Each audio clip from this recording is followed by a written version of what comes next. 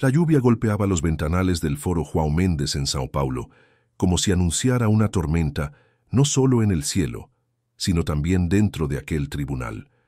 Los truenos retumbaban a lo lejos y cada relámpago iluminaba brevemente los rostros tensos de los que aguardaban la audiencia más comentada de la semana.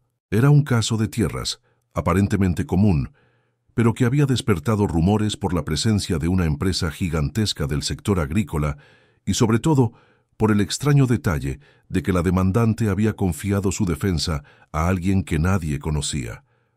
Los pasillos estaban repletos de abogados con trajes caros, maletines de cuero y expresiones altivas.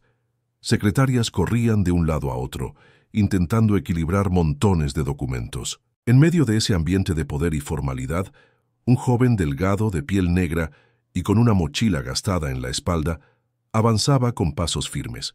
Sus zapatos, aunque lustrados, delataban un uso prolongado. Su camisa blanca tenía un leve desgaste en el cuello, pero estaba impecablemente planchada. Nadie lo reconocía. Nadie entendía qué hacía allí. Los murmullos no tardaron en crecer. «¿Quién es ese chico?», susurró un abogado veterano a su colega. «Debe estar perdido. Aquí no hay espacio para aprendices», respondió el otro con una sonrisa burlona. El joven, José Rafael, no parecía escuchar nada. Sus ojos estaban fijos en la puerta principal de la sala de audiencias. Sabía que el minuto más difícil estaba por comenzar. El momento en que tendría que demostrar que no estaba allí para observar, sino para defender una vida entera. El juez Joaquín Braga, un hombre de 60 años con fama de severo y de no tolerar desvíos del protocolo, ya estaba sentado en su estrado. Su rostro serio y sus cejas fruncidas imponían respeto. Cuando levantó el mazo y golpeó la madera, el murmullo se apagó. «Se abre la sesión en el caso Silva contra Agrosán. Que se presenten las partes», ordenó con voz grave. El abogado de la empresa se levantó primero. Marcos Tavares, un hombre de mediana edad con un terno azul oscuro y mirada de superioridad, se inclinó con una sonrisa calculada. «Excelencia, represento a la empresa Agrosán, demandada en este proceso». El juez asintió y buscó con la mirada al representante de la parte demandante. Nadie se movió. El silencio se volvió incómodo hasta que, de repente, José Rafael dejó la mochila en el suelo, se irguió y avanzó hacia el estrado. Cada paso resonaba en el piso de mármol como un desafío. «Buenos días, Excelencia.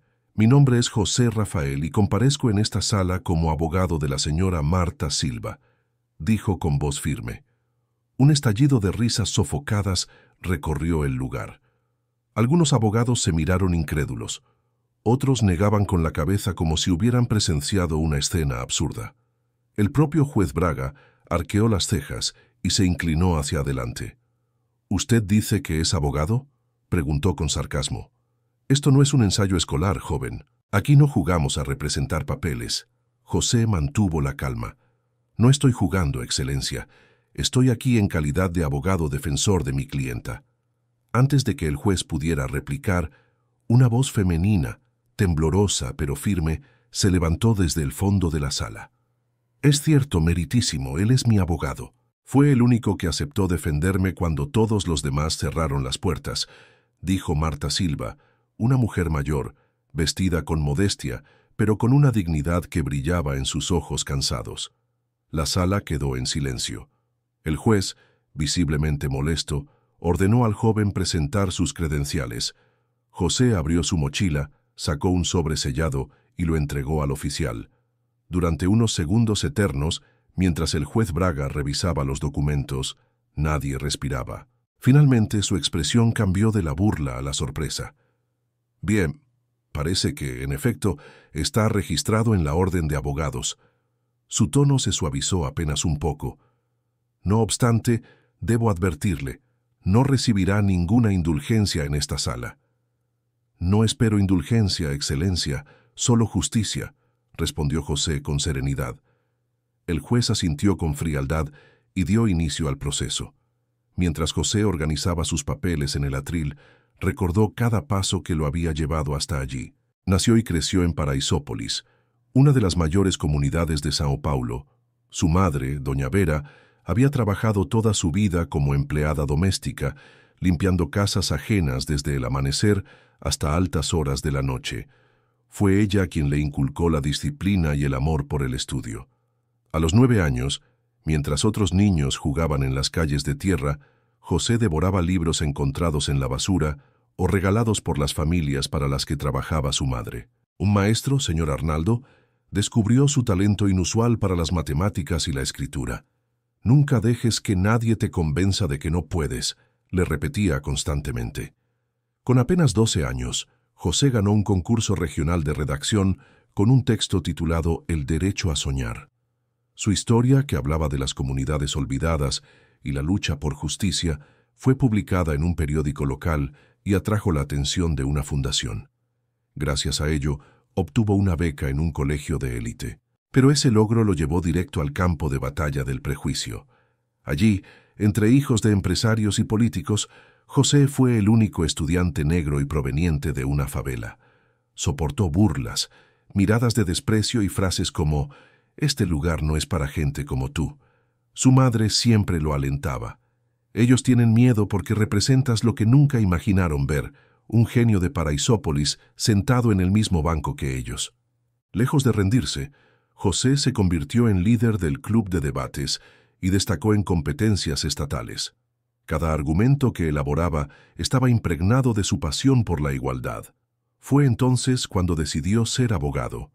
«Quiero defender a quienes nunca son escuchados», confesó una noche a su madre. Con una inteligencia prodigiosa y programas de aceleración, terminó la secundaria y entró a la universidad pública a los 15 años. Estudió sin descanso y a los 17 se graduó en Derecho con honores. Pese a su hazaña académica, nadie quería contratar a un joven negro de origen humilde. Pasó meses recorriendo oficinas sin éxito, hasta que apareció Marta Silva, vecina de su infancia, pidiendo ayuda. Ella enfrentaba a la poderosa Agrosan, que reclamaba el terreno donde había vivido con su familia por más de 3 décadas. Ningún abogado aceptó el caso porque la empresa tenía demasiada influencia. José no lo dudó. Tomó el desafío como su primera gran batalla. Ahora, de regreso en la sala de audiencias, José alzó la voz con claridad.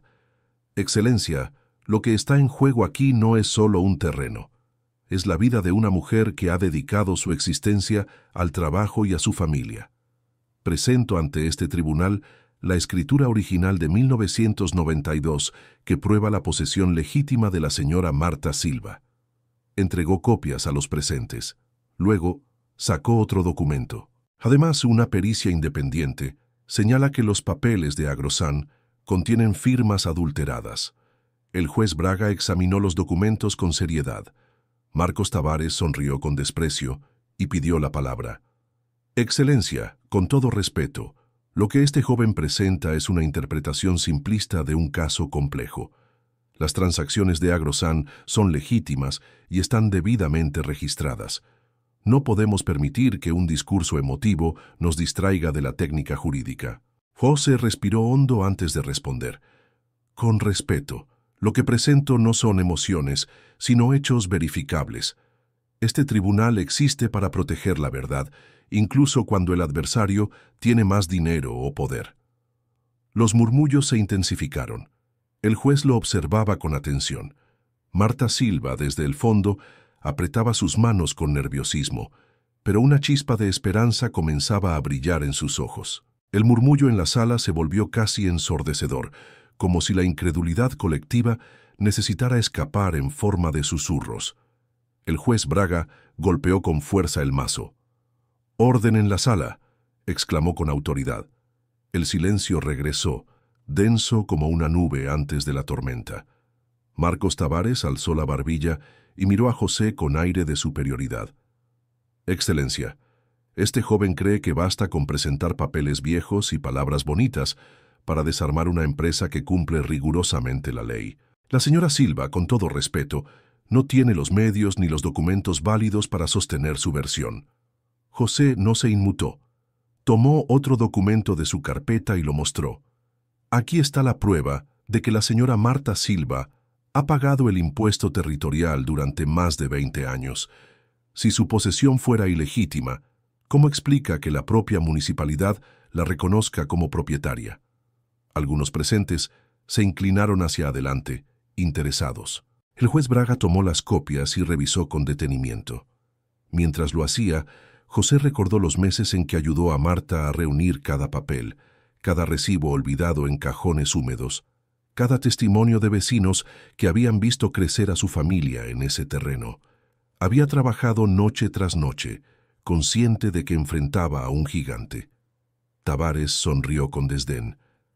Excelencia, esos pagos no confirman la legitimidad de la propiedad. Cualquiera puede haber cometido un error administrativo. Lo que importa aquí son las escrituras, y Agrosán tiene escrituras registradas. José avanzó un paso hacia la pantalla del tribunal, donde se proyectaban los documentos. Permítame señalar algo, Excelencia. La firma del supuesto vendedor en las escrituras de Agrosán difiere radicalmente de su firma autenticada en el año 1990. Aquí, dijo señalando con el dedo, se observa un trazo inseguro, inconsistente, propio de una falsificación. Un murmullo de asombro recorrió la sala. Marta, con lágrimas en los ojos, se cubrió la boca. El juez Braga se inclinó hacia adelante, comparando las firmas con detenimiento.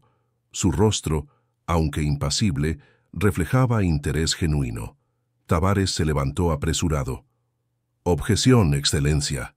No se puede desacreditar un documento tan solo con observaciones superficiales. Para eso existen peritajes oficiales. José levantó la copia de la pericia que ya había entregado. Exactamente, señor Tavares. Y aquí está el peritaje oficial, realizado por un especialista independiente que confirma la adulteración. No son mis palabras, son pruebas técnicas. El juez guardó silencio unos segundos, observando a José con una mezcla de sorpresa y respeto incipiente. Finalmente habló. Este tribunal tomará en consideración las pruebas. Continúe, señor Rafael. José asintió y respiró profundamente. Excelencia, además de los documentos, presento los testimonios de vecinos que corroboran que la señora Silva ha vivido en ese terreno desde principios de los años 90. Ellos la vieron cultivar la tierra, construir su casa con esfuerzo, criar a sus hijos allí. ¿Cómo puede una empresa venir décadas después a reclamar algo que nunca le perteneció? Uno de los testigos, un hombre mayor llamado don Roberto, se levantó del banco de testigos. Con voz firme, relató cómo había visto al difunto esposo de Marta levantar los primeros muros de la casa en 1992. Otro testigo, una vecina, recordó que la familia había plantado árboles frutales que todavía daban sombra en el terreno. Cada palabra reforzaba el relato de Marta. Cada detalle destruía la imagen impecable que Agrosán intentaba proyectar. Tavares, aunque aún seguro de sí mismo, comenzaba a sudar. Se secó la frente con un pañuelo y murmuró a su asistente. El poder de la empresa parecía tambalearse frente a la claridad de un joven abogado, con una carpeta llena de pruebas. El juez pidió un receso de 1 hora. Afuera, en los pasillos, los comentarios eran intensos. Algunos abogados que antes se habían burlado de José ahora debatían la fuerza de sus argumentos. Marta tomó la mano de José con fuerza. «Hijo, pase lo que pase, ya me diste más dignidad de la que esperaba. Gracias por no dejarme sola». José le sonrió con calidez. «No hemos terminado, doña Marta. Vamos hasta el final». Cuando la sesión se reanudó, el ambiente estaba más cargado que nunca. Todos esperaban el desenlace. El juez Braga golpeó el mazo. La defensa tiene la palabra para refutar lo presentado. Marcos Tavares respiró hondo y habló con tono firme. Excelencia, insisto en que este caso es demasiado complejo para que se resuelva con sentimentalismos. El joven abogado ha traído documentos, sí, pero debemos considerar que los procesos de transferencia de tierras en este estado son intrincados. La Agrosán es una compañía seria, con décadas de trayectoria, y no podemos arriesgar su reputación por acusaciones débiles. José respondió de inmediato. Con todo respeto, lo que arriesga la reputación de la justicia es permitir que una empresa poderosa intente despojar a una mujer humilde con documentos falsificados. La señora Silva no tiene el dinero de Agrosán, pero tiene la verdad. Y en esta sala, Excelencia, la verdad debe pesar más que cualquier influencia externa. El juez lo observó en silencio. Sus ojos, que al inicio habían brillado con desdén, ahora mostraban un destello de reconocimiento.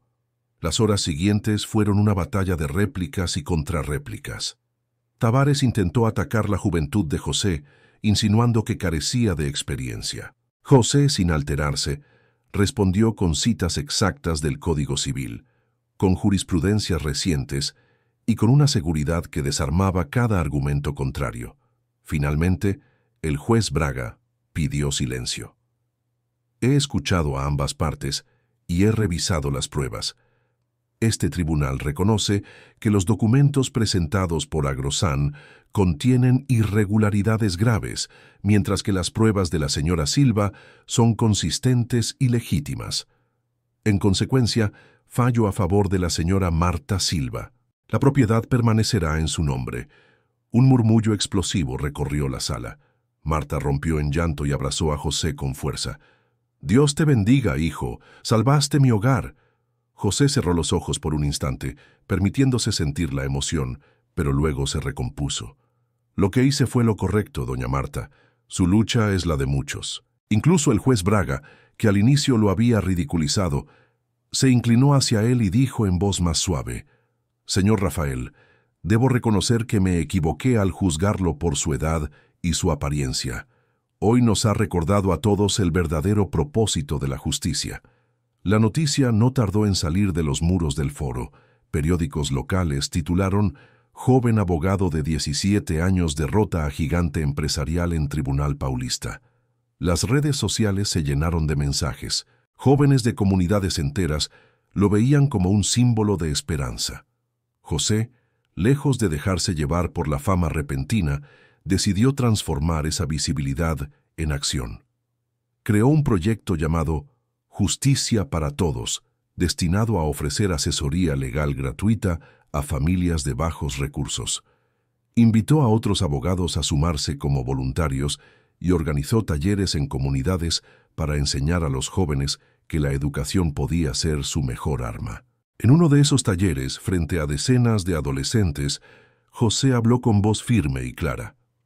«A mí me dijeron muchas veces que mi lugar no estaba en una sala de audiencias, que no tenía derecho a soñar. Pero hoy estoy aquí para decirles que nuestros sueños son legítimos, que la justicia no depende de la ropa que usamos ni de la calle en la que nacimos, sino de nuestra determinación». El aplauso fue ensordecedor. Entre los mensajes que recibió en sus redes, uno llamó especialmente su atención. Una joven llamada Luana le escribió: «José, mi familia vive en condiciones muy difíciles. A veces siento que mis sueños son imposibles, pero después de leer tu historia, entendí que no debo rendirme. Gracias por inspirarme». José respondió con sencillez: «Nunca dejes que te digan que no puedes. Yo también escuché esas palabras, pero seguí adelante. Tú también puedes cambiar tu historia». Meses después, el juez Joaquín Braga lo sorprendió con una invitación al mismo foro donde todo había comenzado. Allí, en una ceremonia solemne, le entregó una placa de reconocimiento que decía: «Por su dedicación a la justicia y por inspirar a tantos con su ejemplo». José levantó la placa y pensó en su madre, en Marta, en todos los que alguna vez habían sido silenciados. En la entrevista que concedió luego, resumió su misión en una frase que resonó en todo Brasil: «La justicia no es solo una profesión, es una misión, y cada uno de nosotros tiene el poder de marcar la diferencia, por pequeña que parezca». Su historia apenas comenzaba.